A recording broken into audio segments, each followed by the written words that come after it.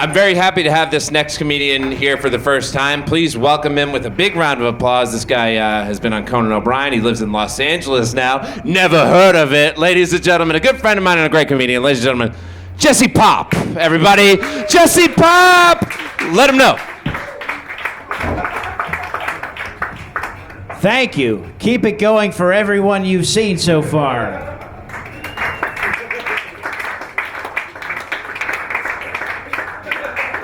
Especially my former next-door neighbor, Greg Johnson. All right. I just, 10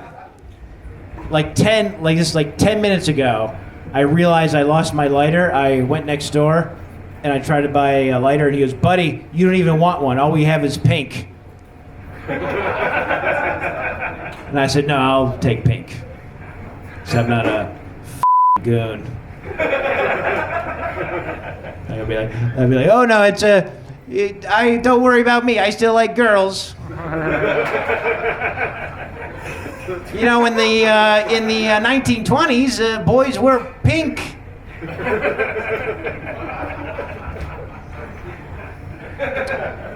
I'm doing okay. I live in Los Angeles now, although I'm doing okay. Although I don't know where my car is. Like a week and a half ago, 2 weeks ago, I had an appointment. I woke up and I tried to start my car. My battery was dead. So I called up my friend. He gave me he jumped me. I drove around for like an hour. I go to this meeting. I parked on the street. I come back out. My battery's dead. So I get on the bus and I rode to the hardware store. I got a jump starter. Walked back to my house. Charged up the jump starter, got on the bus, went back to my car, and my car was gone. And I was standing there, and I was like, well, this sucks. I'm going to pretend this didn't happen. And then I just went home, and that's it so far.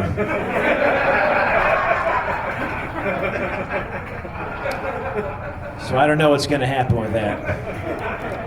The other day, I went on the LA website where you can see if your car got towed, and you had to put in your license plate number, and I was like, I don't know my What am I, a license plate nerd?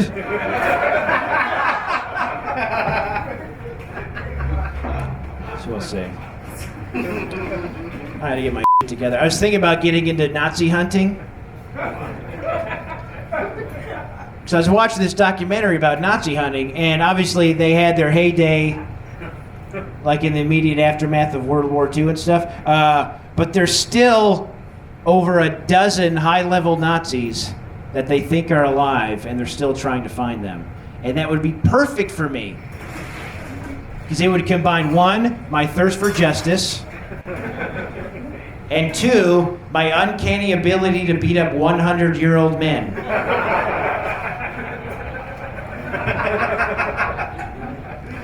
You should see me down at the nursing home. I'm wiping the floor with these.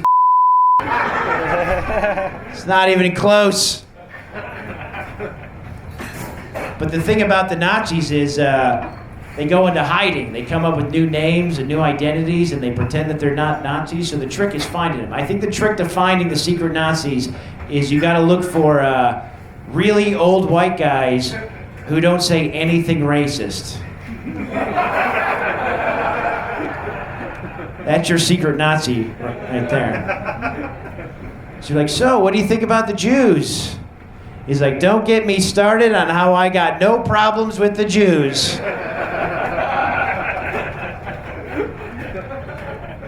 What about black guys? Yeah, they're just trying their best like everybody else. All right, come on, Nazi. I was like, I guess I laid it on a little too thick. And I'll say, I'll lay you on a little too thick. I was reading this study. You heard me. I read studies.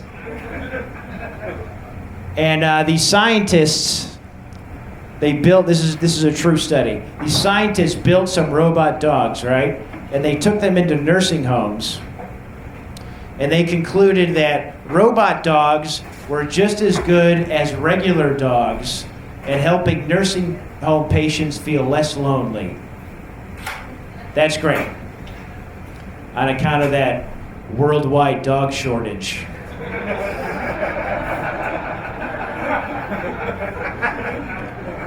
There just aren't enough dogs to go around.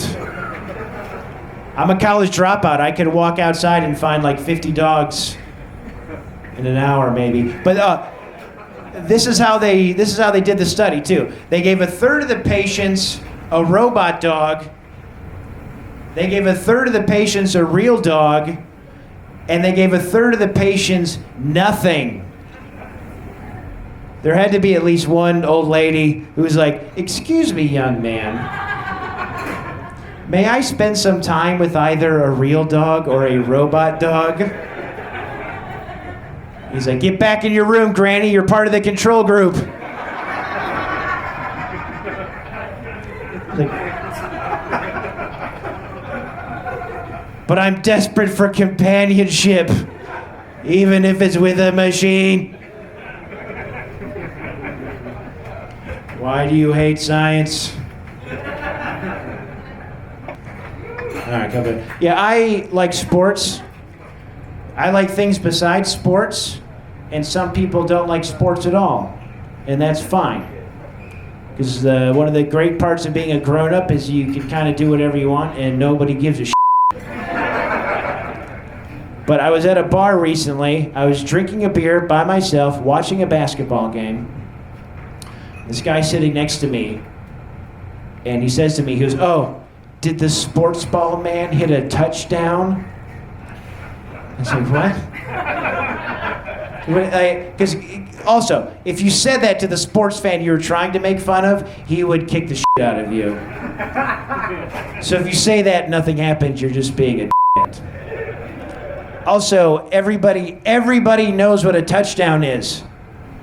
Everybody knows the difference between basketball and football.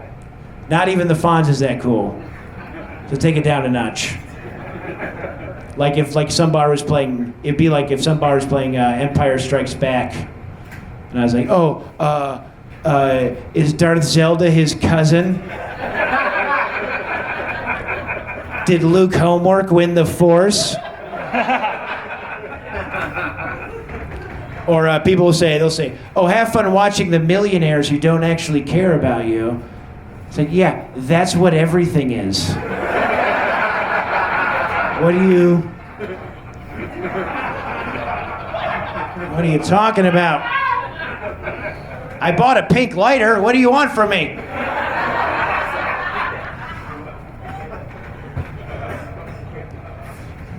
You guys ever black out?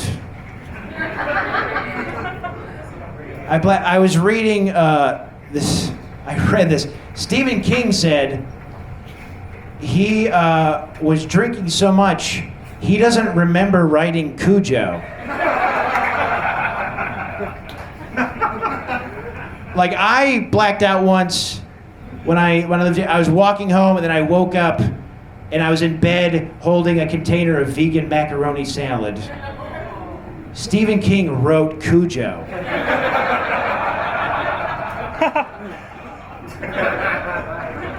And if you haven't read it, you can kind of tell. Because Cujo's this book, it's about this dog that terrorizes a small town. And it'd run up to people and be like, "You think you're better than me?" It's like, "Cujo, you're drunk." And Cujo's like, "Oh yeah, okay, yeah, right. Cause I'm the only one drinking."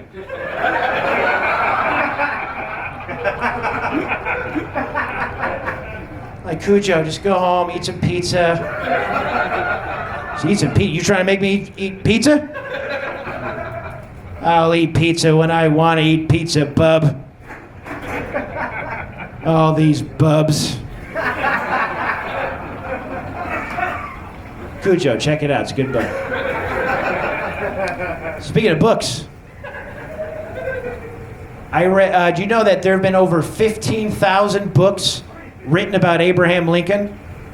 Over 15,000. That means you could read a new book about Abraham Lincoln every day, and it would take you over 48 years to read them all.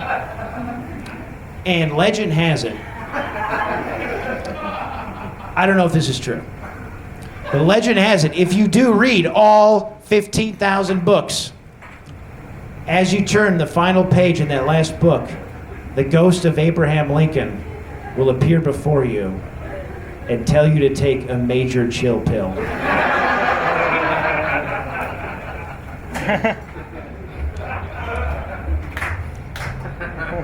Do you guys believe in ghosts?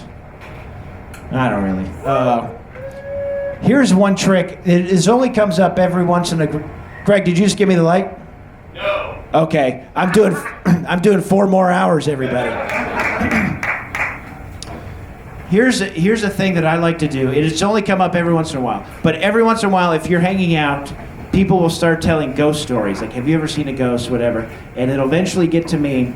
They'll say, Jesse, have you ever seen a ghost? And then what I like to do is, I like to describe an episode of Scooby-Doo and see how deep into the episode I can get before they realize I'm just talking about Scooby-Doo. Like they'll say, Jesse, have you ever seen a ghost? I'll be like, well, this one time, this was back when my dog was still alive, but I was on a road trip with my buddies, and my friend Fred, he had this van. What did he call that thing? The Mystery Machine. And then the Harlem Globetrotters showed up. Anyway,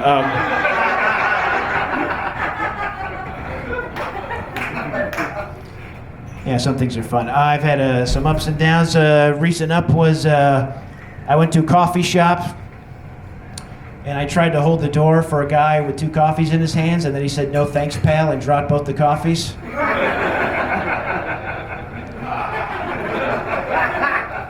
That was pretty exciting.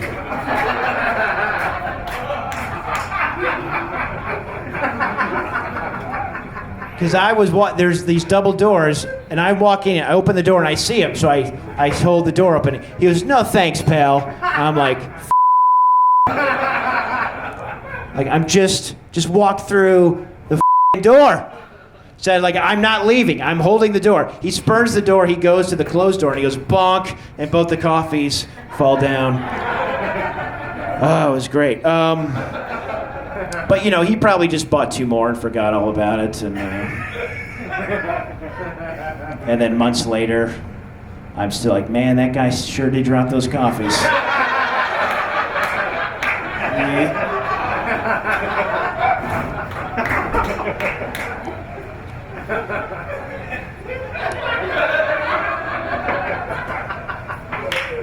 You guys gonna try to go to Mars? No? There's that planned mission to Mars. They're looking for 4 volunteers. They've gotten over 100,000 people volunteering online to go to the one-way mission to Mars. You kind of know you hate your life when you're at work and you go online. You're like, maybe I'll just go die on Mars. That seems. That's something, right? Go die on Mars. I don't think I could do it. It isn't even the dying on Mars part. It would just be me and 3 strangers and 140 million miles of small talk. It would be just we would get right past the moon, and some guy would be like, "Where are you from?" I'm like, "Oh, Jesus Christ." This guy asking me where I'm from. I should get out of here. But I am hey, how are you? Gay marriage, I'm pro-gay marriage. I'm not trying to pander nor divide. I'm just saying I'm pro-gay marriage. But the anti-gay marriage people are interesting to me because they always say, their reason is always that, it's in the Bible, that it's wrong, which is technically true. There are passages in the Bible that says that being gay is wrong. But, given the overall scope of the Bible, it's kind of a deep cut.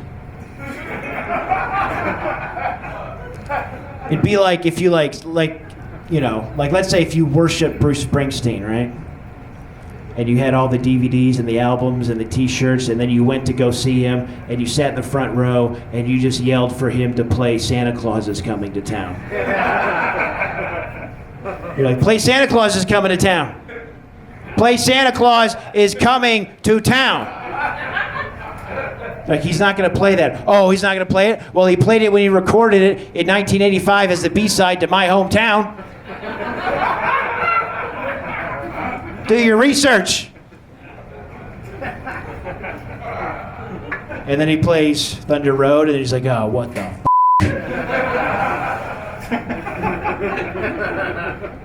Well, that's a weird one to end on. But anyway, enjoy the end of the show. The rest of the show, everybody. Thank you.